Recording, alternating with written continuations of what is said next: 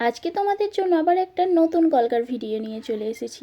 কলকা করতে আমাদের অনেকেরই ভীষণ সমস্যা হয়। পুরো মেকআপ কমপ্লিট করার পর কলকা করতে গেলে একটু তো হাত সবারই কাঁপে। তাহলে চলো আজকের ভিডিওতে দেখে নিই খুব সামান্য কিছু মোটিভ ইউজ করে কত সুন্দর একটা কলকা আমরা ক্রিয়েট করতে পারবো।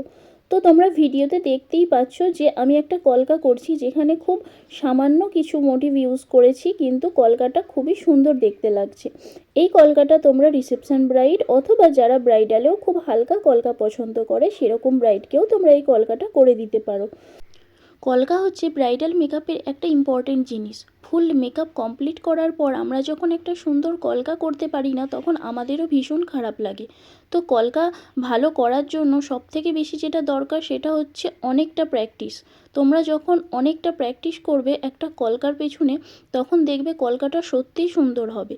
তো যারা কলকা করতে পারো না তাদের আমি একটাই কথা বলবো যে তোমরা প্রচুর প্র্যাকটিস করো, দেখবে একসময় তোমরা নিজে থেকেই কলকা করতে পারবে। তো চলো, অনেক কথা বলে ফেললাম। এই ছিল আজকে সিম্পল কলকা। কেমন হয়েছে অবশ্যই জানিও।